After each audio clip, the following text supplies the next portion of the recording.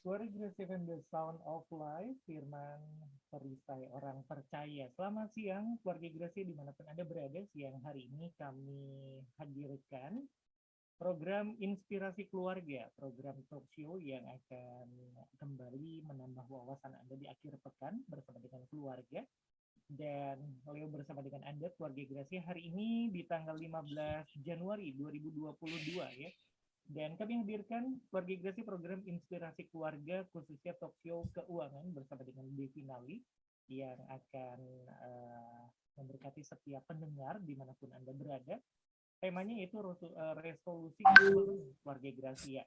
Dan saya menyapa juga mungkin pendengar-pendengar yang berada di luar kota Cirebon yang sedang mendengarkan program siang hari ini. Kami mengajak untuk Anda bergabung selama jalannya program dari Talk Show Keuangan.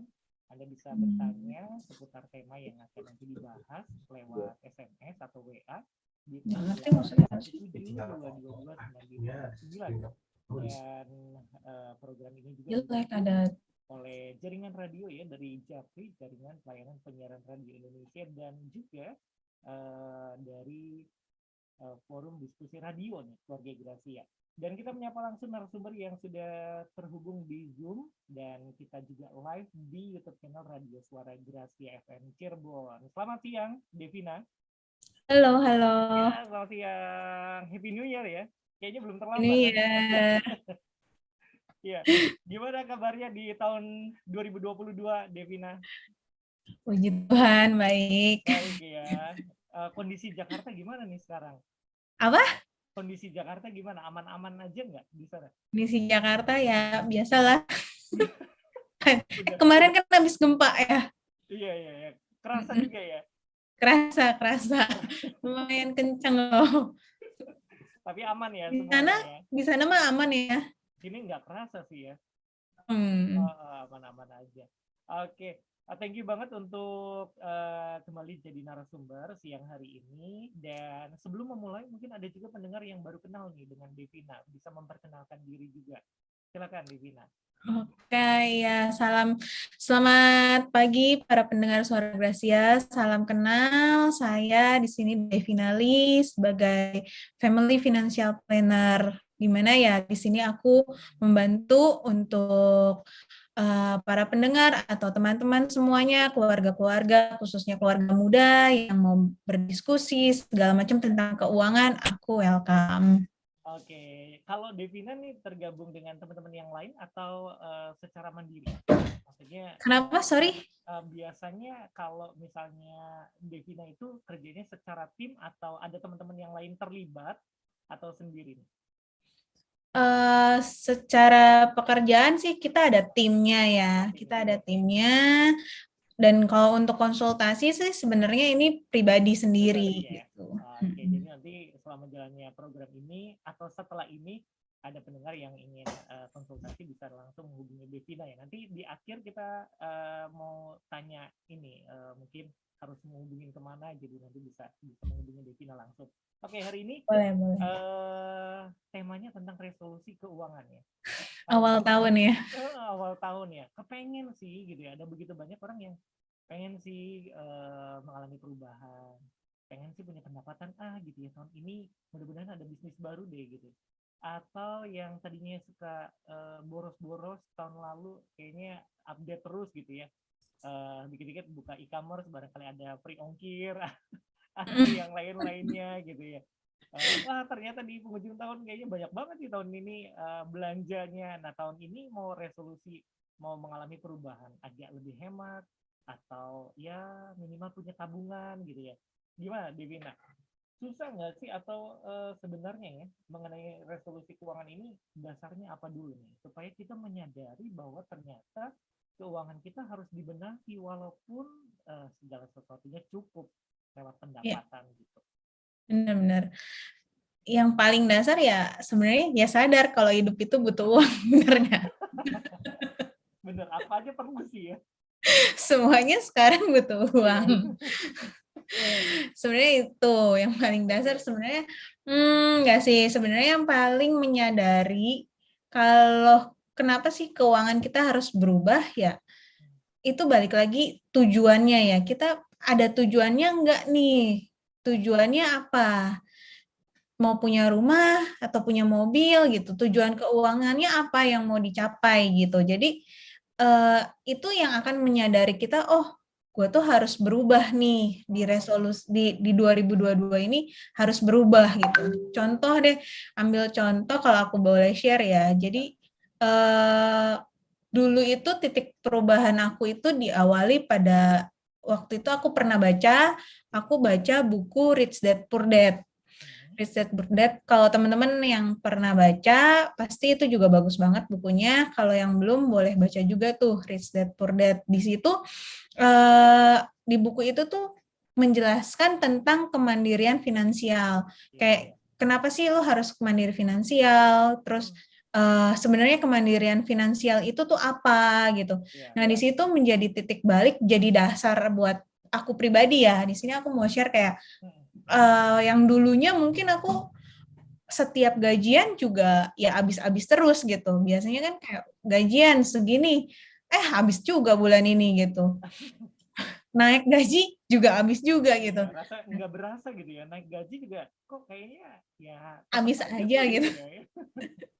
Nah, setelah baca itu tuh kayak jadi ada titik perubahan, aku mulai menjadi dasar, itu yang menjadi dasar aku sih, kayak aku jadi dibukakan, dimelekan, kenapa sih harus mandiri finansial gitu. Jadi ada tujuannya. Tujuannya tuh apa yang mau dicapainya gitu. Jadi pas lagi itu aku memutuskan, oh ya udah berarti keputusan aku, tujuan aku itu mau mencapai financial freedom sehingga secepat-cepatnya punya financial freedom gitu.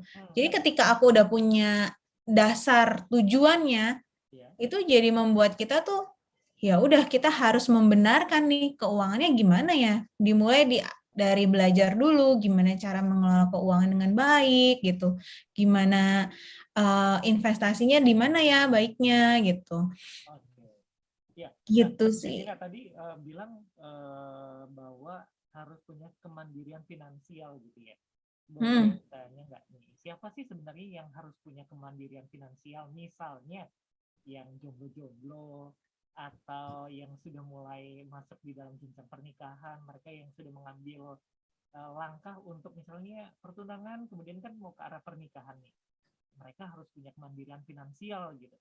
Atau ya siapa aja yang sebenarnya sejak kapan gitu kalau kita harus punya finansial yang mandiri gitu. Sebenarnya sih kalau untuk kemandirian finansial itu menurut aku setiap pribadi ketika kita sudah punya income, ketika kita udah punya penghasilan sendiri, itu udah mulai memikirkan kapan kita bisa punya kemandirian finansial. Karena kadang suka orang salah kaprah, salah pengertian tentang kemandirian finansial atau financial freedom. Dianggapnya kayak financial freedom itu harus uangnya banyak gitu, uangnya banyak banget. Padahal sebenarnya kalau kita mengerti, maksudnya kemandirian finansial itu sebenarnya bisa diraih oleh setiap orang gitu. Berapapun pendapatannya gitu ya di sebenarnya. Iya betul, berapapun pendapatannya ya kita harus punya, kalau menurut aku masing-masing kita itu harus punya tujuan kapan kita mau punya kebebasan finansial gitu. Sampai kapan kita mau kerja terus? Kan maunya kalau bisa kan pensiun ya. Gini ya. Sekarang itu kan lagi ya, kerja cari modal terus kalau bisa punya usaha atau perusahaan lebih besar gitu ya. Iya betul. Kalau bisa kan ya aset kita yang bekerja gitu, bukan kita yang bekerja terus gitu.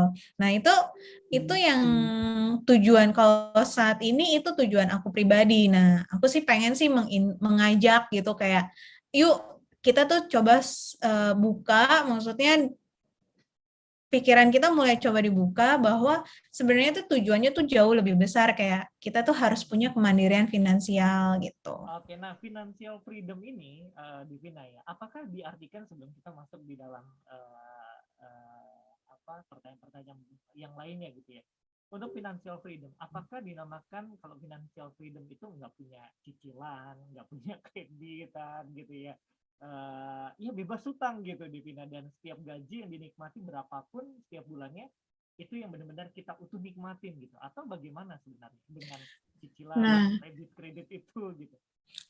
sebenarnya kalau financial freedom itu adalah ketika kita memiliki passive income yang lebih besar daripada pengeluaran bulanan kita. Pengeluaran negara. Jadi kayak kalau mungkin selama ini banyak orang menganggap kalau financial freedom kita harus udah terbebas hutang, harus apa namanya, income-nya gede gitu, punya asetnya banyak. Nah, sebenarnya kalau bisa dibilang financial freedom itu ketika kita udah punya passive income bulanan yang bisa membiayai pengeluaran bulanan kita gitu. Yang Jadi udah sebenarnya secara rutin itu ya berarti ya. betul, sebenarnya nggak perlu uh, punya aset yang banyak banget atau gimana, karena itu balik lagi dengan kebutuhan kita masing-masing gitu. Pengeluaran kita tiap bulannya seberapa besar. Contoh misalnya pengeluaran bulanan kita misalnya 10 juta per bulan.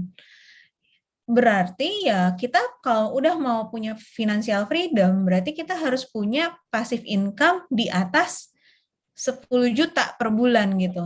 Passive income ini apa sih maksudnya? Passive income ini kalau misalnya kita bekerja untuk mendapatkan uang, berarti kan itu namanya active income gitu. Karena kita yang bekerja. Nah, passive income itu adalah uang yang didapat walaupun kita nggak bekerja sama sekali, uang itu tetap masuk gitu. Uang itu tetap ada di dalam tabungan, masuk ke dalam income kita gitu. Contohnya, itu bisa didapat dari kalau kita punya deposito gitu, returnnya, terus kalau kita punya aset, misalnya properti yang kita sewakan gitu. Kenapa? Ya, itu tetap, dan itu jadi income kita secara rutin gitu ya. Iya, betul. Nah, itu yang bisa dibilang itu passive income. Ketika passive income arus kasnya itu udah lebih besar daripada pengeluaran, baru kita bisa bilang itu adalah financial freedom gitu. Tapi kadang-kadang manusia ini kita ya, Devina ya, seringkali wah nanti kayaknya bulan ini saya ada pemasukan nih sekian gitu ya, atau misalnya mudah-mudahan kalau ini berhasil untung deal bisnisnya untungnya udah segini nih gitu ya, terus udah langsung dipikir-pikir kira-kira bisa saya pakai untuk apa gitu ya, kadang-kadang kita terpancingnya seperti itu ya. Nah, Iya, jadi betul. kita harus ingat bahwa yang menjadi pendapatan kita ini adalah passive income yang harus lebih besar daripada pengeluaran ya, bukan yang aktifnya ya, Divina ya. Iya, betul. Ya, oke. Dan itu yang akan membuat Anda, keluarga Gracia, bisa mengalami financial freedom ya, dan akan mengalami juga resolusi keuangan tentunya. Nah, keluarga Gracia, untuk Anda yang ingin bertanya, ini kaum dewasa muda, kaula muda juga yang sudah berpenghasilan, yang sudah bekerja, Anda bisa bertanya, bergabung nih untuk mengenai tema resolusi keuangan.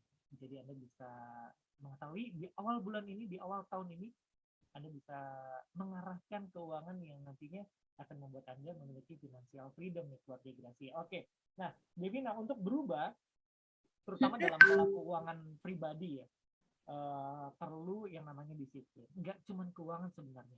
Ketika kita buat resolusi, yang jadi tantangan kadang-kadang dari dalam diri kita. Kita nggak mau berubah, kemudian juga kita ngerasa, wah susah dah gitu ya, kalau mau berubah tuh susah gitu. Apalagi tentang keuangan nih. Hal apa yang membuat resolusi keuangan nih tidak pernah sukses sih dilakukan sama seseorang? Mungkin di Vina punya pemaparan tersendiri atau pengalaman dari beberapa orang gitu ya, mengenai hal ini gitu. Apa yang membuat resolusi keuangan ini tidak pernah sukses dilakukan oleh seseorang? Tiap tahun ya begitu lagi gitu. Diulang lagi. Tahu sih harus berubah, tapi kayaknya kok susah banget ya untuk keuangan nih. Nah, sebenarnya kalau menurut aku ya, kenapa sih orang susah untuk berubah gitu? Nggak cuma keuangan ya, tapi general gitu di dalam hidup gitu. Kita udah buat resolusi, tapi kayaknya nggak tercapai lagi gitu. Kita udah punya tujuan, tapi kita nggak pernah bisa mencapai tujuannya itu gitu.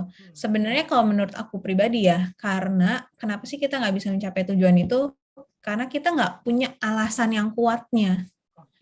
Ketika kita ketika kita udah punya alasan yang kuat, maksudnya kenapa kita harus mencapai tujuan itunya kuat, itu pasti kita akan cari cara, cari tahu gimana untuk mencapainya. Kalau misalnya kita punya tujuan tapi kita belum bisa mencapainya, berarti sebenarnya alasannya kurang kuat. Contoh misalnya ada seseorang misalnya si A resolusi mau punya rumah. Ya dia tulis aja gitu kayak setiap tahun tulis mau punya rumah gitu.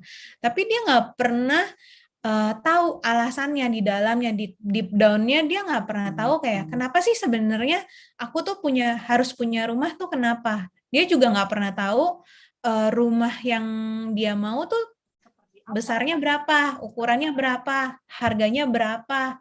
Nggak pernah tahu juga gimana cara menyicilnya gitu. Ya itu udah pasti itu cuma jadi resolusi lagi gitu. Atau misalnya mau menyiapkan dana darurat gitu. Tapi nggak pernah tahu dana daruratnya berapa besar ya yang harus dipersiapkan gitu.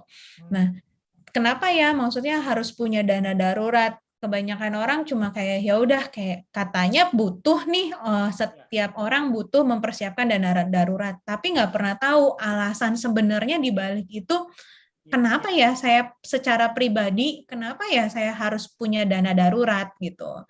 Contoh misalnya kayak misalnya aku ya harus punya dana darurat gitu. Kenapa? Karena aku udah berkeluarga, aku udah punya anak gitu. Jadi mau nggak mau, kalau misalnya suatu saat terjadi, anak aku nggak kenapa-napa gitu, tetap bisa hidup. Nah itu kayak ya itu yang jadi motivasi. Ya alasannya itu harus kuat sih, balik lagi ya. Jadi jangan sampai kita tahu mau berubah tapi bingung juga gitu ya. Tahun ini mau punya rumah gitu. Tapi kita nggak pernah cari tahu nih rumah yang di mana, ukurannya berapa, harganya berapa gitu ya Devina ya. Iya benar. Jadi Sama punya alasan yang kuat untuk kita benar-benar kalau kata orang Cirebon tuh kalau anak muda ya bilangnya nggak getol gitu untuk mengejar itu ya. iya, betul-betul. Nah, teman-teman percaya nggak sih kalau misalnya nih manusia itu sebenarnya bisa diprogram? Oh gitu ya? Kenapa aku bilang maksudnya kita harus punya alasan yang kuat gitu. Karena sebenarnya manusia itu bisa diprogram. Contohnya nih, kayak kita nih biasanya bangun pagi, misalnya jam 7 gitu untuk kerja. Tapi pada suatu hari mau pergi jalan-jalan, harus bangun jam 5 gitu. Tanpa sadar, kita tuh jadi bangun sendiri gitu. Iya nggak sih? Kayak punya jam tubuh sendiri, otomatis kayak bangun gitu. Jam 5 tiba-tiba bisa bangun. Itu sebenarnya itu adalah suatu pemrograman di otak kita, sehingga diri kita tuh menginstruksikan, lu bangun nih, udah jam 5 gitu, mau pergi jalan-jalan gitu. Nah, sebenarnya di dalam diri kita itu ada yang namanya SPR, sistem pengaktifan retikuler. Apa itu SPR ini? SPR ini sebenarnya seperti GPS. GPS pasti teman-teman tahu semua lah ya, saat ini kan GPS. Fungsinya apa? GPS ya mengarahkan, menunjukkan jalan ke arahnya mau kemana nih tujuannya gitu. Nah, contoh misalnya aku buka GPS, teman-teman buka GPS juga, coba kita ketik tujuannya Bandung. Aku ketik Bandung, teman-teman ketik Bandung, belum tentu titik yang ditunjukin sama GPS itu sama. Bisa jadi aku berhentinya tujuannya Bandung, tapi misalnya di mana ya, Pasir Koja gitu. Teman-teman mungkin tujuan Bandung, tapi titiknya adanya di Pasteur gitu misalnya.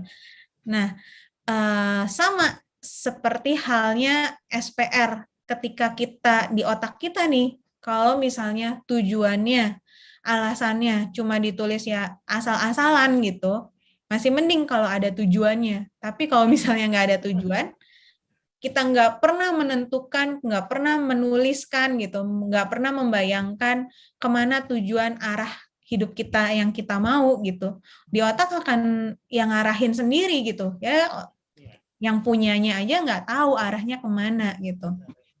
Makanya kenapa Begitu juga dengan keuangan, kita harus punya tujuannya gitu. Tujuan keuangan kita mau dibawa kemana? Tujuan keuangan keluarga kita tuh mau dibawa kemana ke depannya? 1 tahun ke depan, 5 tahun ke depan, 10 tahun ke depan, apa yang mau dicapai gitu. Itu harus ya harus ditentukan. Kalau enggak ya akan ngalir gitu aja gitu, nggak jelas jadinya. Iya, ya. Wah, luar biasa ya. Jadi kita di dalam tubuh kita nih ada SPR ini ya, yang sebenarnya kalau tadi sudah dicontohkan nih keluarga Gracia, kalau kita pakai Google Map misalnya yang menuju ke suatu tempat, nah ternyata sama hal dengan diri kita, dengan keuangan yang kita miliki juga, kita harus punya tujuan supaya dengan tujuan itu tracknya jelas ya Devina ya, kemana Iya, arahnya, belok kiri belok kanannya jelas gitu ya, supaya betul. kalau kita nggak punya tujuan, ya masih mending lah kalau misalnya apa ya, ngisi tujuannya agak gimana gitu, agak nyeleneh gitu ya, daripada nggak ngisi sama sekali. Benar. Iya kan, lebih baik ngisi daripada enggak ya. Makanya punya tujuan keluarga Gracia, walaupun kadang-kadang mungkin orang lain mikir ini tujuannya aneh juga gitu ya, unik juga. Yang penting punya tujuan dalam keuangan. Oke, nah Devina, bagaimana nih tips untuk mendapatkan atau tips untuk dapat merealisasikan resolusi keuangan? Ini dia yang mungkin keluarga Gracia Tipsnya ya. udah nantikan, selain tadi Tipsnya, harus punya tujuan yang jelas supaya kita bisa mencapai hal tersebut gitu. ya pasti yang pertama yang tadi aku bilang ya, kita harus tetapin dulu tujuannya mau apa. Itu harus jelas tujuannya. Tujuan keuangan yang mau dicapainya apa, itu harus jelas. Kedua, alasannya apa? Alasan untuk mencapai tujuan itu, kenapa sih harus mencapai tujuan itu juga harus kuat alasannya. Contoh misalnya, ya ketiga dulu deh, ketiga kita harus tahu berapa total total uang atau total yang mau dicapai itu berapa gitu. Contohnya misalnya mau kebebasan finansial, pengeluarannya misalnya 10 juta per bulan, berarti ya harus hitung tuh berapa nih yang total yang mau dibutuhkan. Contohnya misalnya mau beli rumah, harga rumahnya berapa gitu kan. Biar tahu berapa sih total yang harus dibutuhkan. Terus hitung juga berapa yang udah ada saat ini. Nah, baru kan kita hitung selisihnya. Setelah itu tentukan berapa lama nih kita mau capainya gitu. Mau capai Targetnya berapa lama ya durasi ininya ya, berapa bulan ya ke depan atau betul. berapa tahun ke depan gitu ya. Mau dua tahun atau misalnya di tahun ini atau mau 3 tahun ke depan gitu. Lalu tentukan bagaimana caranya, cara untuk mencapainya itu kita mau pakai instrumen keuangan yang mana gitu.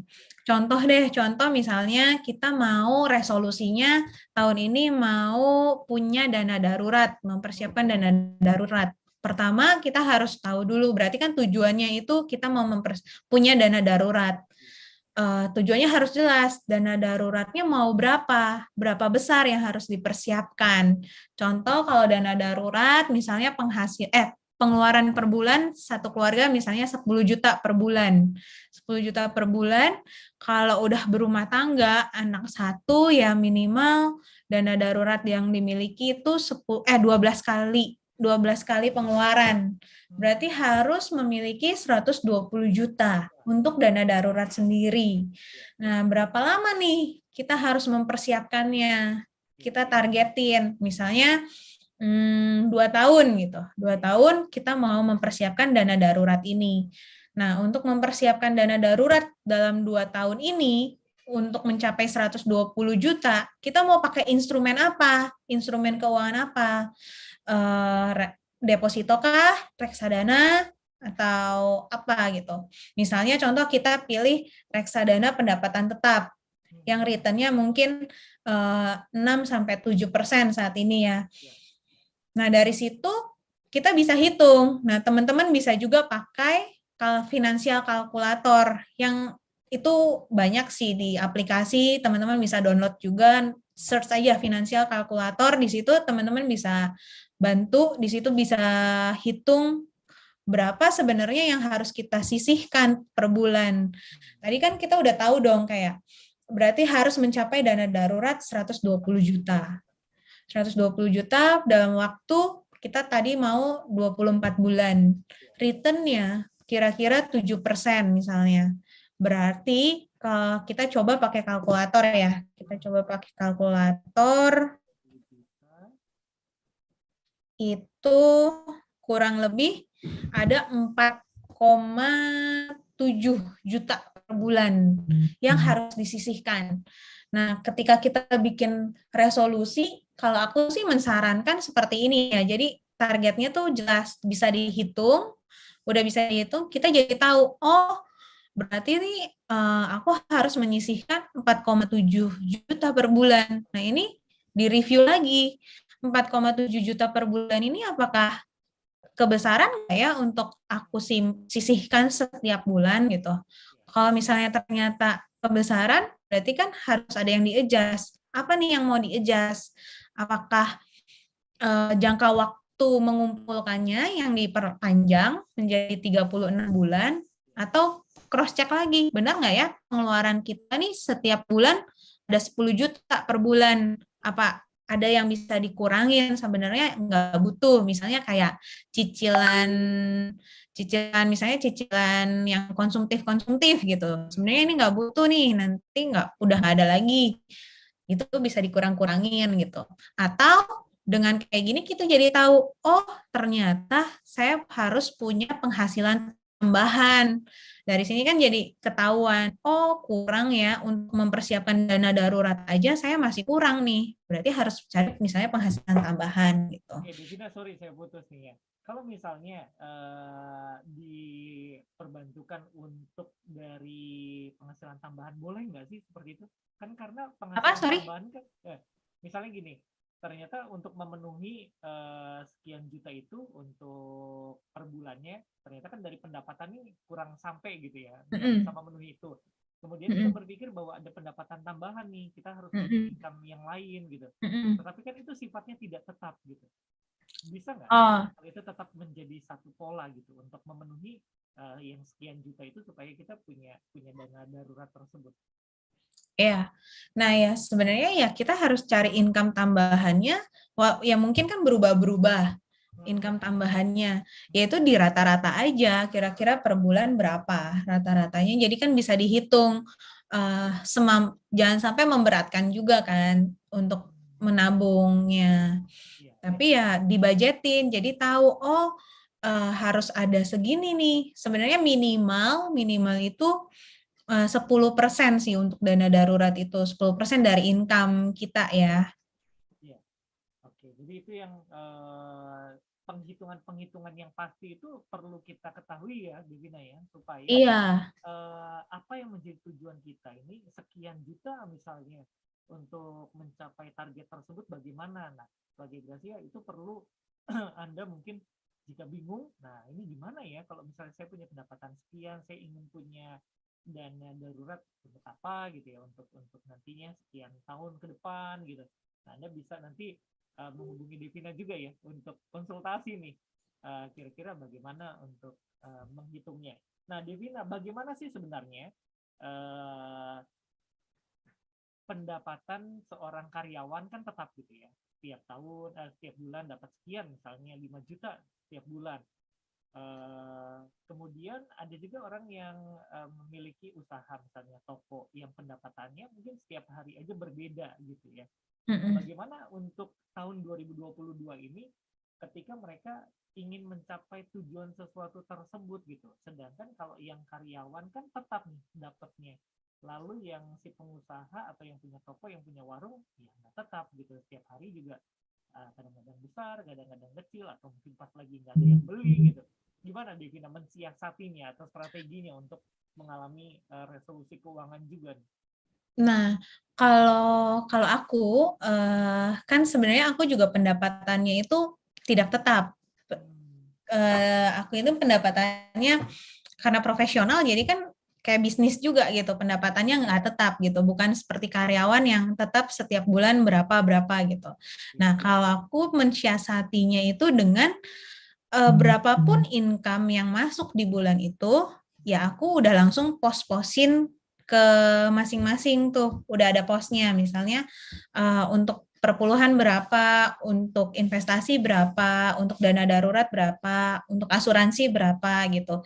Nah, kebanyakan orang yang salah itu mengalokasikannya itu dengan besarannya. Contohnya misalnya investasinya maunya 1 juta atau 2 juta gitu. Nah, sebenarnya itu kita untuk punya resolusi keuangan itu nggak jadi masalah berapapun income kita gitu, berubah atau tetap. Karena sebenarnya harusnya kita pakainya persentase. Bukan Contoh, nominalnya ya sebenarnya. betul, jangan pakai nominalnya, tapi lebih pakai persentasenya gitu. Kayak 10% berarti untuk apa namanya, untuk perpuluhan, 10% untuk asuransi. Jadi berapapun income kita, ya kita udah ada budgetnya gitu. Udah ada proporsinya. Iya, berapa bulan yang lalu kayaknya kita pernah bahas ini ya. Jadi hal apa aja sih yang harus kita punya dalam piramida itu ya, Devina? Iya, betul. Bulan yang lalu. Nah, Anda bisa saksikan kembali nih Keluarga Gracia lewat YouTube channel Radio Suara Gracia, atau Devina selalu bilang nih, terbuka untuk pendengar kalau memang Anda memerlukan konsultasi ataupun ingin berbenah keuangan gitu ya. Apalagi kalau pasangan muda yang baru menikah, wah agak bingung juga bagaimana mengatur pola keuangan di tengah kebutuhan keluarga, usaha atau bisnis ya, atau keperluan-keperluan dana-dana yang memang seperti investasi dan lainnya. Oke, Devina, untuk pertanyaan terakhir nih nampaknya ya, tips bagaimana untuk tidak menjadi pribadi yang konsumtif dan supaya dapat merealisasikan resolusi keuangan di tahun 2022. Tadi di awal saya sudah sempat bilang nih, banyak yang sekarang ini kan e-commerce gitu ya, free ongkir, kemudian beli berapa gitu ya, dapat manusia apa gitu, banyak banget nih. Kayaknya kaum tanpa sadar ya, gitu ya. apalagi udah ada tinggal pesen dari handphone gitu doang ya. Kalau enggak dimasukin keranjang dulu katanya gitu ya, nanti tahu-tahu udah 99. tiba-tiba dapat kiriman paket dan sebagainya ya. Nah, gimana sih untuk tidak menjadi pribadi yang konsumtif? Ini tantangan yang susah banget sih gitu, tahu gitu, kadang-kadang cuman terpancing juga untuk ya begitulah. Sebenarnya ya kalau menurut aku ya nggak ada tips, itu balik lagi kayak diri sendiri ya, harus tahan diri gitu. Kalau aku sih ya, kalau aku boleh share, kalau yang aku lakukan, kalau saat ini kan udah banyak aplikasi bank digital ya teman-teman. Kayak misalnya, boleh sebut brand nggak sih? Ya, kayaknya kan bank digital banyak ya sekarang, udah banyak lah, udah umum gitu. Nah, teman-teman bisa pakai, kalau aku pribadi sih pakai gitu, pakai di situ itu lebih enak, kayak teman-teman bisa langsung post-posin kayak di yang misalnya post yang utama ini untuk apa. Terus aku tuh udah punya kayak post untuk jalan-jalan, ada post untuk shopping, post untuk misalnya investasi. Bahkan maksudnya sekarang di bank-bank digital itu tuh udah dia langsung ngelink kerjasama dengan aplikasi lain yang bisa langsung investasi lagi gitu, investasi. Ada ya, ada yang seperti itu ya, bank digital yang memang sudah ya istilahnya dalam tanda kutip membantu kita untuk membagi-bagi pos tersebut gitu ya. Iya, betul, ada. Sayangnya nggak bisa sebut brandnya, ya. Kecuali saya dibayar. Bener. Atau Tokyo-nya ya di sponsorin gitu lah ya. Oke, jadi itu bisa digunakan ya sebenarnya. Aman nggak sih kalau gitu? Sebenarnya ya aman-aman aja ya sekarang ya. Kayak ya sebenarnya kan sama kayak kalau misalnya kita belanja juga kan udah banyak aplikasi yang digital ya. Nah, dari situ kalau misalnya udah dipost-postin, jadi udah tahu gitu, udah ada budgetnya. Kayak misalnya budget untuk makan di luar gitu, itu udah ada. Kayak misalnya sebulan berapa, ketika udah makin menipis kan jadi enggak ada, jangan keluar, makan dulu. Misalnya mau jalan-jalan, ya makan dulu aja di rumah, baru nanti jalan-jalan gitu. Apalagi kalau yang buat tinggal di Jakarta ya. Kalau jalan-jalan sekeluarga itu udah keluarnya udah ratusan bahkan ini gitu, apalagi bawa anak jalan-jalan gitu. Iya benar. Ya ongkos bensinnya aja udah kelihatan gitu ya, jarak yang jauh, macet juga gitu ya. Kemudian Bener. biaya makan, main anak apalagi ya, kalau bawa ke mall kan nggak mungkin nggak main ya Devina ya. Iya. Oke, ya mudah-mudahan tahun 2022 keluarga Grasi Anda mengalami financial freedom ya. Resolusi keuangan yang Anda buat di awal tahun 2022 atau di akhir tahun 2021, ayo Anda harus punya tujuan jelas di tahun 2022 ini ya. Mungkin yang punya yang single sekarang ya Devina ya, mau punya pasangan, kemudian udah waktunya nih kayaknya ingin menikah gitu. Nah, mulai deh. Itu mungkin menjadi salah satu tujuan juga.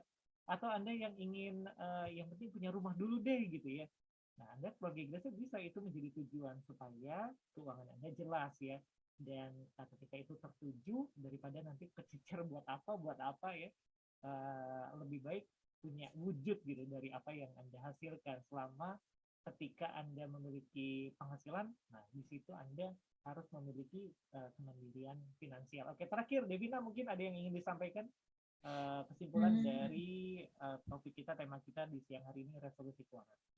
Apa ya? Sharing-sharing. Yang mau disampaikan, kalau aku sih mau mengajak teman-teman, yuk kita mulai membenarkan keuangan kita supaya secepat-cepatnya kita bisa mencapai kemandirian finansial kita gitu.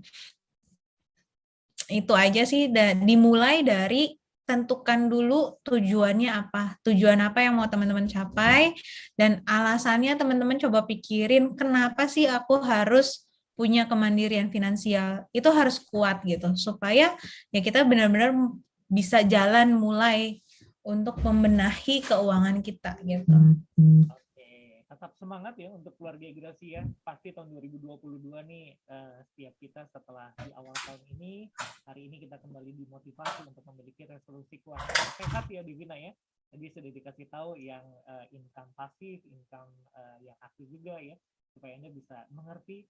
Dan ayo mulai dari sekarang, belum terlambat, baru 15 hari ya di tahun 2022, supaya kita punya perubahan di dalam sebuah pola keuangan. Divina, thank you banget. Dan terakhir kesempatan kita mau tanya, kalau mungkin keluarga Gracia yang ingin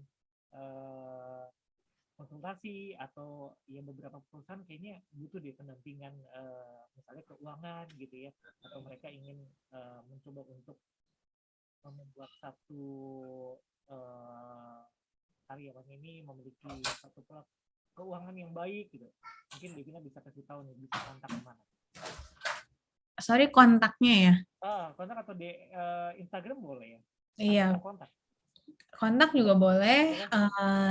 Teman-teman kalau ada yang mau konsultasi, misalnya mau bingung gimana ya caranya, step-stepnya kalau misalnya mau beli rumah, misalnya KPR tuh gimana sih, berapa yang harus disiapin dulu, atau mau sebenarnya harus mulainya dari mana gitu, mempersiapkan dana darurat dulu, atau asuransi dulu, atau investasi dulu gitu. Teman-teman kalau mau konsultasi boleh, aku welcome, semuanya juga free.